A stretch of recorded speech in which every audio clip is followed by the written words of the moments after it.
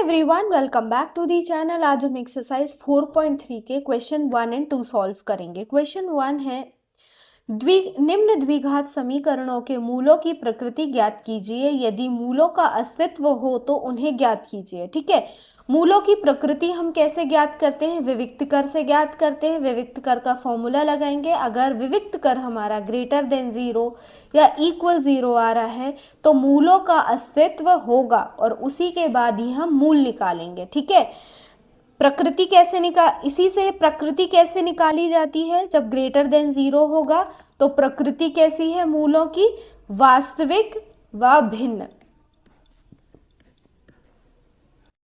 ये प्रकृति हो गई। और अगर बराबर 0 आता है तो क्या होगी प्रकृति? वास्तविक व समान। इन्हीं दो केसेस में हम मूलों का अस्तित्व समझते हैं कि हाँ, मूलों का अस्तित्व है और हम मूल निकालते हैं। और अगर विविक्त कर लेस देन 0 मतलब कि माइनस में आता है आंसर, तो वास्तविक मूल नहीं है, उनका अस्तित्व नहीं होता और हम आगे सॉल्व नहीं करते। ठीक है, अब हम एक एक क्वेश्चन से इनको सॉल्व करते हैं। पहला क्वेश्चन है 2x² माइनस 3x प्लस 5। हल 2x² minus 3x plus 5 equal to 0। इसको हम समीकरण 1 नाम देंगे और इसकी तुलना करेंगे। समीकरण 1 की तुलना ax² plus bx plus c बराबर 0 से करने पर। ठीक है, a की वैल्यू क्या आ जाएगी? 2, b की वैल्यू क्या आ जाएगी? -3 एंड c की वैल्यू क्या आ जाएगी? 5।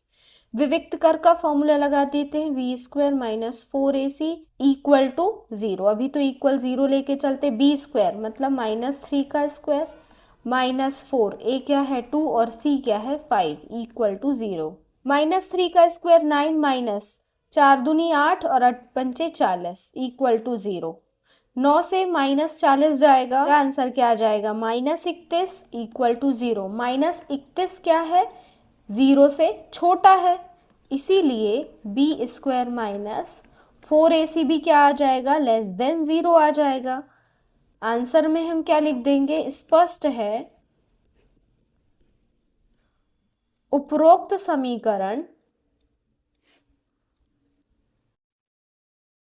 के वास्तविक मूल नहीं है। ठीक है, इस समीकरण के वास्तविक मूल नहीं है तो अब हम आगे इसको सॉल्व नहीं करेंगे। नेक्स्ट क्वेश्चन है 3x² minus 4 under root 3x plus 4 equal to 0। हल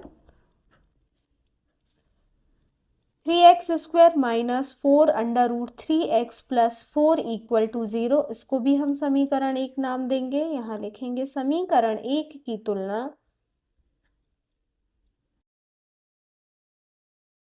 ax² plus bx plus c equal to 0 से करने पर a की वैल्यू क्या आ जाएगी? 3, b की वैल्यू क्या आ जाएगी? -4 अंडर रूट 3 और c की वैल्यू क्या आ जाएगी? 4। फॉर्मूला पुट कर देते हैं। b² minus 4ac equal to 0। b² मतलब -4 अंडर रूट 3 का स्क्वायर माइनस 4, a क्या है 3 और c क्या है 4 equal to 0। b² -4 under root 3 का स्क्वायर क्या आ जाएगा? देखो -4 under root 3 into -4 under root 3, 4 का 4 से गुणा होगा 16 और अंडर रूट 3 का अंडर रूट 3 से गुणा होगा 3। 16 कम 16, 16 दूनी बीते 16 या 48। आंसर क्या आ रहा? 48। यहाँ लिख देंगे 48 माइनस 4 का 4 से मल्टीप्लीकेशन होगा, बिल्कुल सेम आंसर आएगा 48 इक्वल टू 0। 48 से 48 जाएगा, क्या आ जाएगा? 0 बराबर 0। हम यहाँ लिख देंगे इसीलिए b² minus 4ac is equal to 0। अतः मूल वास्तविक व समान होंगे। ठीक है, मूल कैसे होंगे? वास्तविक व समान। अब हम इसके मूल निकालेंगे। या तो आप स्प्लिटिंग मिडिल टर्म से, मतलब मध्यपद विभक्त, जिसको हम गुणनखंड विधि भी कहते हैं, जोड़े घटाएं ये आया, गुणा करने पे से ऐसा नंबर आया, ये वाली मेथड से कर सकते हैं। या तो फिर हमें जो 4.3 में फॉर्मूला दिया है, सूत्र दिया है, हम उससे भी कर सकते हैं, ठीक है। तो मैं अभी इन क्वेश्चंस को सूत्र से सॉल्व करूंगी। हम लगा देते हैं formula, x equal to minus B plus minus under root B square minus 4ac upon 2a। x equal to minus B क्या है, -4 under root 3 plus minus B square minus 4ac solve करने में क्या आ रहा, हमारा 0 आ रहा। देखो हमने यहाँ बी स्क्वायर माइनस 4ac को सॉल्व किया, 0 आया। तो अब मैं यहाँ पे दोबारा सॉल्व नहीं करूंगी, 0 लिख दूंगी, ठीक है। अपॉन 2, ए क्या है हमारा 3, x इक्वल टू माइनस का माइनस से मल्टीप्लीकेशन होगा +4 अंडर रूट 3 अपॉन 2 इंटू 3। देखो 2 से कैंसिल हो जाएगा, 2 एकम 2, 2 दूनी 4। x equal to 2 under root 3 upon 3 को हम क्या लिख सकते हैं, 2 अंडर रूट 3। देखो 3 को हम क्या लिख सकते हैं, under root 3 into under root 3 भी लिख सकते हैं, ठीक है। इन दोनों का मल्टीप्लिकेशन होगा तो 3 मिल जाएगा, यहाँ से अंडर रूट 3 भी कैंसिल आउट हो जाएगा। और हमें यहाँ पे प्लस माइनस 0 नहीं भूलना है, क्योंकि हमें दो आंसर चाहिए, प्लस माइनस 0, ठीक है, plus minus 0। x equal to कितना आ रहा है, 2 plus minus 0 upon under root 3। एक बार हम प्लस ले लेते हैं, एक बार माइनस, तो x equal to 2 plus 0 upon under root 3, 2 minus 0 upon under root 3। x equal to 2 upon under root 3 और 2 अपॉन अंडर रूट 3। यही हो जाएगा हमारा आंसर। नेक्स्ट क्वेश्चन करते हैं। क्वेश्चन नंबर 3 है 2x square minus 6x plus 3। हल 2x square minus 6x plus 3 equal to 0। समीकरण 1 नाम देंगे, यहाँ लिखेंगे समीकरण 1 की तुलना। अब आप पूरा सेंटेंस लिख सकते हैं, ठीक है, से करने पर, ठीक है। मैं यहाँ डायरेक्ट a की वैल्यू लिखूंगी 2, b की वैल्यू है -6 और c की वैल्यू है 3। फॉर्मूला लगा देंगे, B square minus 4ac equal to B square मतलब -6 का स्क्वायर माइनस 4, a क्या है 2, c क्या है 3 इक्वल टू 0। बी स्क्वायर -6 का स्क्वायर 36 माइनस 4 का 2 से मल्टीप्लीकेशन होगा 8, 8 का 3 से मल्टीप्लीकेशन होगा 24 इक्वल टू 0, ठीक है। 36 से 24 जाएगा तो हमारा आंसर क्या आ जाएगा, 12 इक्वल टू 0। देखो 12 0 से बड़ा है, तो हम यहाँ लिखेंगे 12 ग्रेटर देन 0, इसीलिए B square minus 4ac is greater than 0 होगा। और हम यहाँ पे लिखेंगे अतः मूल वास्तविक व भिन्न होंगे। अब हमें इसके मूल निकालने हैं। x equal to minus B plus minus B square minus 4ac upon 2a। x equal to minus B क्या है, -6 प्लस माइनस अंडर रूट। देखो अब बी स्क्वायर माइनस 4ac जो अभी हमने 12 लाया ना, वही मैं यहाँ डायरेक्ट लिखूंगी, ठीक है, अंडर रूट के अंदर अपॉन 2। a क्या है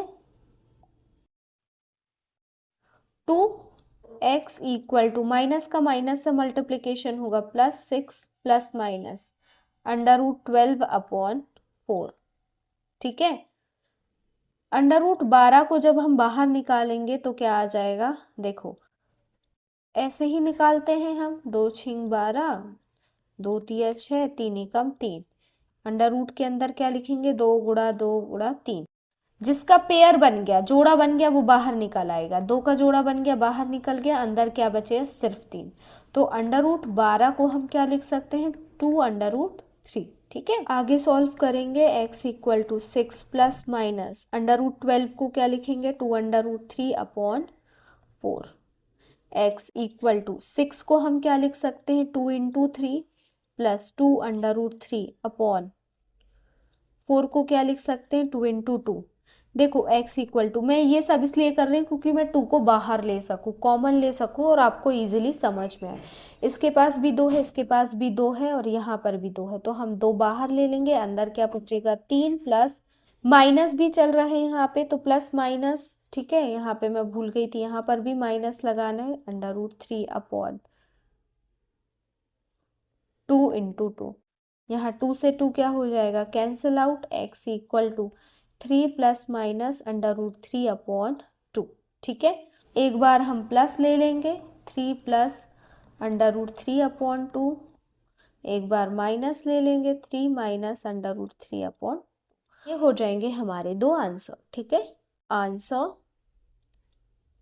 x equal to 3 plus √3 upon 2, 3 minus √3 upon 2, ठीक है। ये हो गए हमारे दोनों आंसर। अब हम क्वेश्चन नंबर 2 सॉल्व करते हैं।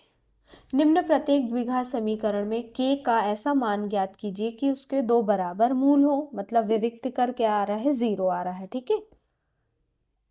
पहला क्वेश्चन है 2x² प्लस kx प्लस 3, हल 2x² plus kx plus 3 equal to 0, समीकरण 1 नाम देंगे, बिल्कुल एज इट इज सॉल्व करेंगे, ठीक है।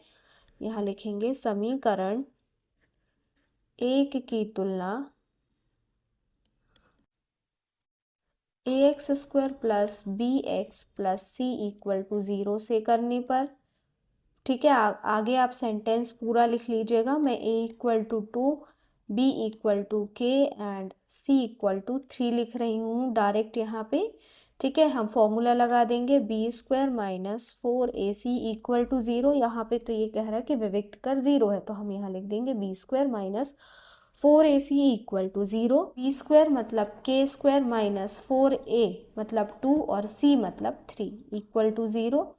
k² माइनस 4 दूनी 8 और 3 में मल्टीप्लिकेशन होगा तो कितना आ जाएगा 24 equal to 0। k² equal to minus 24 equal के उस तरफ जाएगा तो प्लस 24 हो जाएगा। k equal to square root 24 में लग जाएगा, जब हम यहाँ से स्क्वायर हटाएंगे तो यहाँ पे 24 में स्क्वायर रूट लग जाएगा। अब 24 का हम गुणनखंड से स्क्वायर रूट निकाल लेते हैं, 2 एकम 2, 2 दूनी 4, 2 छिंग 12। आपको ये सारी चीजें आनी चाहिए, तो 8th क्लास का है, ठीक है। वर्गमूल कैसे निकालते हैं, गुणा 3, ठीक है। वो तो मैं आपको बता रही हूँ ताकि आपको समझ में आए। देखो पेयर बन जाएगा, सिर्फ 2 का ही पेयर बनेगा, 2 बाहर आ जाएगा, अंदर क्या बचेगा 2 गुणा 3, 2 अंडर रूट के अंदर क्या बचेगा 6, तो क्या हो जाएगा k equal two plus minus 2 √6। कोई भी वैल्यू जब अंडर रूट से बाहर आती है तो वो प्लस माइनस में आती है। हमें दो आंसर मिल जाएंगे, k equal two plus minus 2 √6, ठीक है। नेक्स्ट क्वेश्चन करते हैं, kx x minus 2 plus 6 equal to 0, हल kx x minus 2 plus 6 equal to 0। kx का x से मल्टीप्लिकेशन होगा kx² माइनस kx का 2 से मल्टीप्लिकेशन होगा प्लस 6 इक्वल टू 0, ठीक है। इसको समीकरण 1 नाम देंगे। इसकी भी तुलना करेंगे हम ax² से। समीकरण 1 की तुलना ax² plus bx plus c equal to 0 से करने पर a की प्लेस में क्या आ जाएगा k, b की प्लेस में क्या आ जाएगा -2k, c की प्लेस में क्या आ जाएगा 6। फॉर्मूला लगा देंगे b² minus 4ac equal to 0। b² मतलब -2k का स्क्वायर माइनस 4, a क्या है हमारा k और c क्या है हमारा 6 इक्वल टू 0। -2k का स्क्वायर 4k² माइनस 4k 6 कितना आ जाएगा 24k equal to 0। 4k² equal to 24k, k² equal to 24/4k, ठीक है। 4 इक्वल किस तरफ आएगा तो भाग में आ जाएगा। k² इक्वल टू 4 का जब 24 में भाग देंगे तो कितना आ जाएगा 6k। यहाँ पे देखो 2k है और यहाँ पे 1k है, कैंसिल आउट हो जाएगा। जब इक्वल के इस तरफ और उस तरफ सेम वैल्यू होती है और मल्टीप्लिकेशन में होती है तो कैंसिल हो जाती। जैसे यहाँ k² है, यहाँ k है, 6 के साथ क्या है मल्टीप्लिकेशन में है k, तो ये k² से 1k कट जाएगा। तो यहाँ पे एक के बचेगा और के बराबर क्या आ जाएगा हमारा 6। आंसर के इक्वल टू 6। ठीक है, तो ये थे हमारे क्वेश्चन नंबर 1 एंड 2। अगर आपको वीडियो पसंद आया हो तो अपने दोस्तों के साथ जरूर शेयर करिएगा एंड चैनल को भी सब्सक्राइब करिए। Thank you for watching this video. मिलते हैं नेक्स्ट वीडियो में।